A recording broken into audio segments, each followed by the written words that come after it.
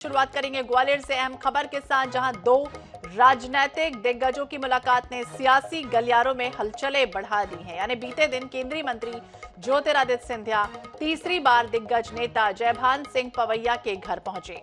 सिंधिया वहां लगभग आधा घंटा पवैया के साथ रहे और कई मसलों पर उन्होंने गुफ्तगू भी की। इतना ही नहीं, दोनों ने बंद कमरे में अलग से चर्चाएं भी की।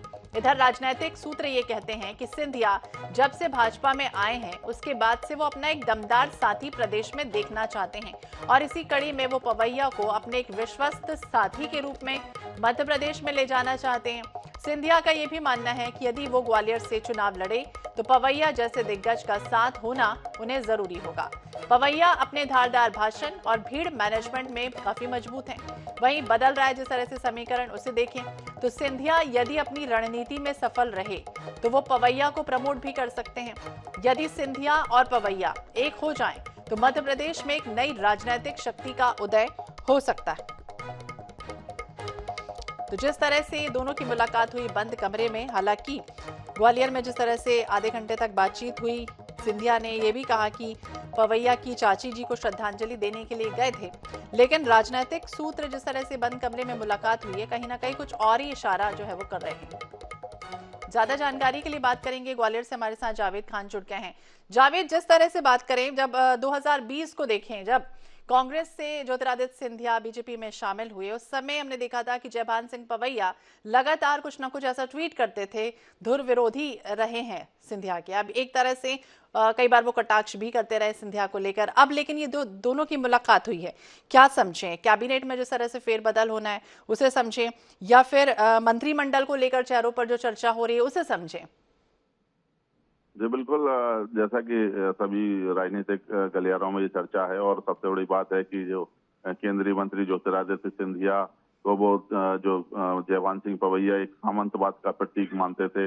महल और जयविलास पैलेस के ऊपर लगातार हमले करते रहते थे, लेकिन 2020 के बाद से एक सीन बदला है और राजनीतिक रूप से भी उनका जो सॉफ्ट कॉर्नर है सिंधिया के प्रति हुआ है। शायद जो बीजेपी के वरिष्ठ नेतृत्व की समझाइश है या बदले हुए राजनीतिक समीकरण है, लेकिन उसके बाद से पहल दोनों तरफ से हुई है। ज्योतिरादित्य सिंधिया भी जब भी मौका मिलता है तो जयभान सिंह पवैया से मिलते हैं, बातचीत करते हैं, और जो बीजेपी के कद्दावर नेता हैं और फायर ब्रांड नेता माने जाते हैं जयभान सिंह पवैया, और वो हमेशा सामंतवाद का विरोध करते रहे, लेकिन अब उनकी भाषा बदल गई है। लेकिन साथ साथ ये है कि अब चूंकि नए राजनीतिक समीकरण बन रहे हैं, उसके आधार पर जो उनकी गुना संसदीय सीट है, शिवपुरी संसदीय सीट है, उसमें लगता है कि आने वाले समय में वो उसका इस्तेमाल करेंगे, ऐसा राजनीतिक सूत्र कहते हैं। लेकिन अभी पिक्चर कोई ऐसी साफ नहीं है। लेकिन सबसे बड़ी बात है कि दोनों का पिछले दिनों में लगातार 3 बार मीटिंग जयभान सिंह पवैया जी की और ज्योतिरादित्य सिंधिया की हुई है।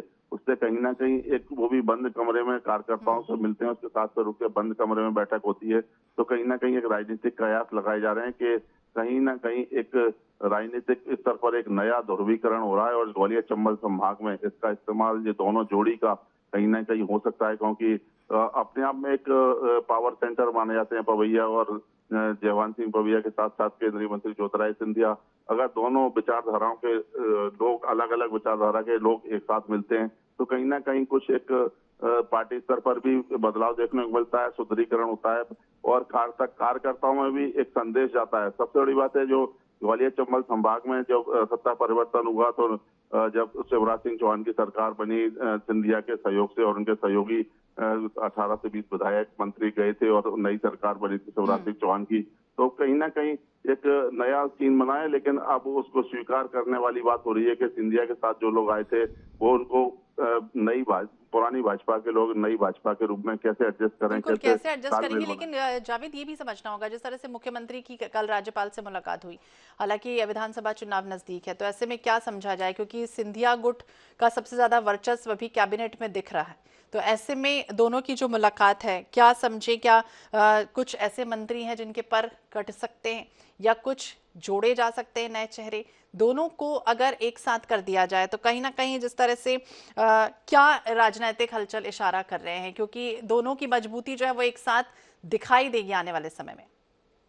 बिल्कुल, जाहिर सी बात है, जब ग्वालियर चंबल संभाग मध्य प्रदेश की राजनीति में प्रमुख स्थान रखता है, यहाँ की 34 जो विधानसभा सीटें हैं उसमें सबसे बड़ी बात है जो 18 से 20 जो समर्थक सिंधिया के और उनके द्वारा आए हुए हैं, तो वो कहीं ना कहीं अब उनके ऊपर भी जो सरकार में मंत्रिमंडल में कैंची चलने की बात चल रही है, और जो सिंधिया के खास मंत्री या विधायक हैं, जो उनके समर्थक हैं, उनको भी कहीं ना कहीं उनका जो पद है या मंत्री पद है खतरे में दिखाई दे रहा है, या उनके मंत्रिमंडल के विभाग बदलने की बात चल रही है। तो ये एडजस्टमेंट, जैसा मैंने आपको बताया कि बीजेपी और जो नई बीजेपी के रूप में सिंधिया के साथ जो समर्थक और नेता और मंत्री विधायक आए हैं, उनमें तालमेल बढ़ाने के लिए तो कहीं ना कहीं किसी के ऊपर तो तलवार चलेगी, और जो हटेंगे तो दूसरे बीजेपी के लोग हैं उनको मौका मिलेगा, और अलग अलग विधानसभा क्षेत्र में जब टिकट बांटे जाएंगे तो कुछ तस्वीर अलग से आ सकती है। बिल्कुल, तस्वीर अलग होगी, साफ होगी, और जब दो एक साथ मिलेंगे तो क्या जो नई शक्ति है, राजनीतिक शक्ति, उसका उदय होगा। क्योंकि जब इस तरह से मुलाकात होती है दो विरोधियों की आपस में, तो कहीं ना कहीं बात जो है वो दूर तलक जरूर जाती है। बहुत बहुत शुक्रिया जावेद तमाम जानकारी के लिए। घर में चाची जी नहीं रही, और दिल की गहराइयों से श्रद्धांजलि और उनके परिजनों को संवेदना, और यही एक भगवान से अर्चना है कि उनके दरबार में उनको स्थान दिया जाए। श्रद्धांजलि देने और संवेदना व्यक्त करने के लिए हमारे आवास पर सिंधिया जी आए थे। एक पारिवारिक और औपचारिक मुलाकात भावनाओं को लेकर जो होती है, ऐसी मुलाकात थी। तो चाची जी को श्रद्धांजलि देने के लिए पहुंचे थे, ये कहना है ज्योतिरादित्य सिंधिया का। हालांकि जिस तरह से बंद कमरे में मुलाकात हुई, आधे घंटे तक बातचीत हुई है, ऐसे में सियासी गलियारे में जो चर्चाएं हैं वो तेज हो गई हैं। तो सिंधिया जब से भाजपा में आए हैं, उसके बाद से वो अपना एक दमदार साथी कह सकते हैं कि प्रदेश में देख रहे हैं। और इसी कड़ी में अगर हम बात करें जयभान सिंह पवैया की, तो अपने एक विश्वस्त साथी के रूप में मध्य प्रदेश में ले जाना चाहते हैं।